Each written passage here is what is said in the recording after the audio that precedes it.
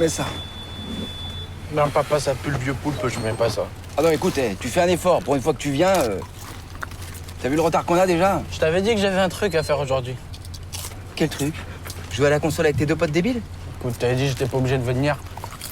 Sans moi, tu seras à l'heure, donc c'est ta faute. Attends, tu te fous de moi? Romain Duris, Paul Kircher, quel incroyable film présenté au Festival de Cannes, Romain. On voit pas des scénarios comme ça s'appelle Le règne animal. On voit pas des scénarios comme ça tous les jours, non? Ouais, c'est vrai que c'est très rare. C'est très rare parce que c'est un film où il y a du fantastique et où il y a de l'intime. Donc c'est du spectaculaire avec de l'intime en fait. C'est comme si on faisait un film fantastique et on mélangeait un film d'auteur. Donc c'est vrai qu'il y a rarement cette possibilité-là. Et Thomas Caillet, que j'entends beaucoup là, Ouais, il est à dit côté lui-même, ici, là, on l'entend, le réalisateur. On l'entend énormément. Ça a des grandes voix. Hein. Mais il le dit lui-même, en fait, il part vraiment de situations d'aujourd'hui, quoi, de concret d'aujourd'hui, d'un film contemporain. Et ensuite, le fantastique va se mêler à tout ça. Mais notre relation qu'on a avec Paul, par exemple, Ouais, une relation père-fils, ouais. c'est une relation très sur laquelle on peut s'identifier très facilement parce qu'elle nous parle pendant tout le film jusqu'à la fin, même en oubliant le fantastique. Oui, Bref. c'est ça. Paul, c'est un personnage d'aujourd'hui hein, que vous incarnez et à qui il va arriver quelque chose. Alors, en tous les cas, le monde autour n'est plus celui qu'on connaît aujourd'hui. Les choses sont en train de se transformer.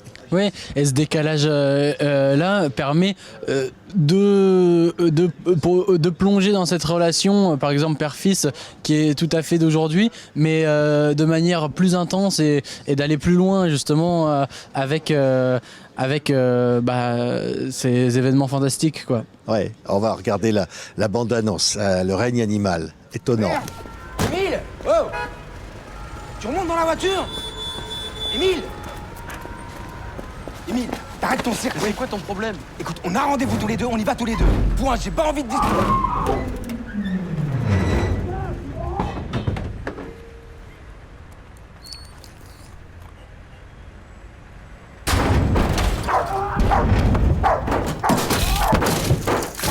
Celui qui dit mais c'est un thriller, on part dans le fantastique, il y a des hommes qui se transforment en animaux. Et en même temps on est dans maintenant là et peut-être demain. Ça questionne sur comment accepter la différence, sur comment accepter l'évolution de l'espèce, quelle qu'elle soit, quoi, que ce soit une transformation physique ou pas en fait. Ce qu'on a tous vécu avec le coronavirus, c'est comment on a réussi à s'adapter ou pas. Comment les sociétés ont bougé ou pas, comment on a tiré de la tristesse ou pas. Enfin bref, donc chacun à son niveau, à son endroit, voit comment les choses rebondissent et comment on gère ça le mieux possible. Et il y en a qui n'arrivent pas du tout, il y en a qui veulent contrôler, gérer absolument tout, puis il y en a d'autres qui s'ouvrent et qui sont en mouvance et qui acceptent. Et voilà, le film montre ça. Ouais, mutation animale. On se dit ça va nous amener à plein de questions parce qu'au fond, accepter la différence, accepter ce qu'on a en soi peut-être d'être des animaux et de ce monde comme ça qui peut-être va s'habituer à des choses absolument incroyables demain. Oui, accepter ce qu'on a en soi, l'apprivoiser et en faire sa force ensuite. Car c'est vrai que... Et puis, en faire sa force, ouais. Oui, parce que là... Apprivoiser, t'as bien raison, c'est un beau mot. Ouais. Oui, dans ce cas, en plus, c'est dire au fond, on peut tous devenir des animaux comme ça, on peut tous muter. Oui, ça peut arriver à n'importe qui. Ouais. En tout cas, ce qui est beau, c'est que ce film, il a cette dimension de transformation. Moi, je peux vous dire qu'à la fin du film, j'avais plus envie d'être animal que rester humain, quoi. Oui. On va pas dire ce qui se passe dans le film, il s'en passe. Hein. Dans tous les cas, c'est vrai qu'à un moment donné, le droit d'être différent. Finalement, le droit d'être libre, peut-être de vivre dans une forêt, le droit de voler, le droit d'être autre chose. Ça, c'est génial, non? Oui, c'est vrai. Le droit de s'inventer différemment de ce qu'on expecte de toi, quoi, de ce qu'on attend de toi. C'est-à-dire le droit de se comporter différemment à sa manière de tracer son chemin, quoi. Et alors, il se transforme. Ah bah, c'est incroyable. Il est incroyable, hein, Romain. Ouais. C'est vrai que on le reconnaît pas. Hein.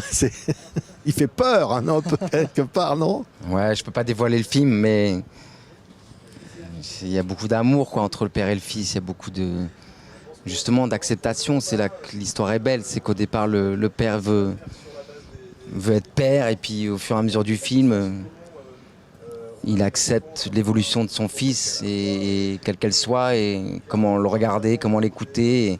Et c'est le fils qui l'emmène, et pas l'inverse, quoi. Ouais, c'est magnifique. Oui, il ne faut pas raconter, il faut découvrir tout ça.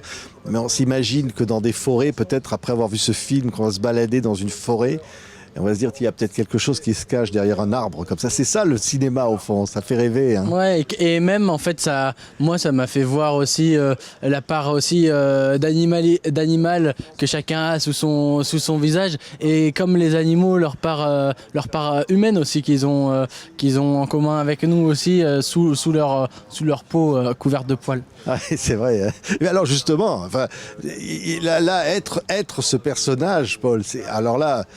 C'était comment on se transforme physiquement pour un film comme ça, comment on devient autre chose.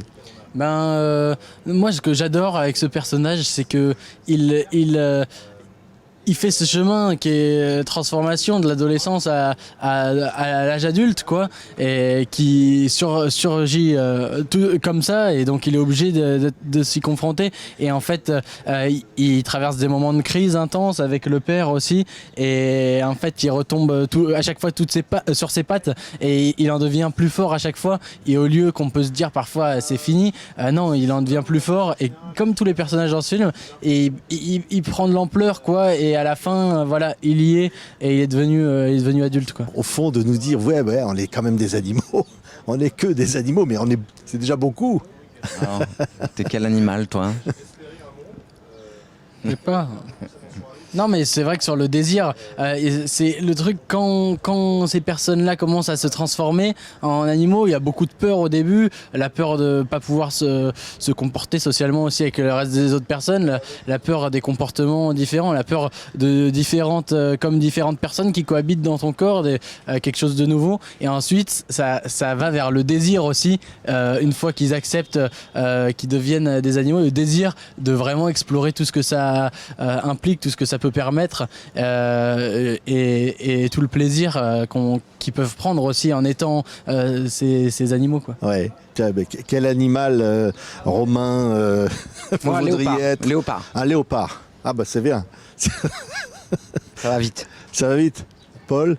Moi, un chien, ça me plairait bien. Ah ouais. Car en fait, là, ça me plaît pas de manger des croquettes, mais si je deviens un chien, en fait, j'y trouverai pas de problème. Ouais. Bah, dans le film, on peut pas le dire, mais le personnage, pour manger sa gamelle, il est déjà presque prêt. Hein. Il a une grande langue. Hein. Allez voir Le règne animal. Quel film, voilà, a présenté un certain regard au Festival de Cannes, tous les deux là. Hein. Donc quand je dis que c'est chouette de jouer ça, c'est que on peut pas le définir. On dirait un film de genre, mais non, c'est un film complètement d'aujourd'hui. Complètement, ouais. Merci. Merci. À vous. Merci à tous les deux. Le règne animal au Festival de Cannes. Merci. Merci.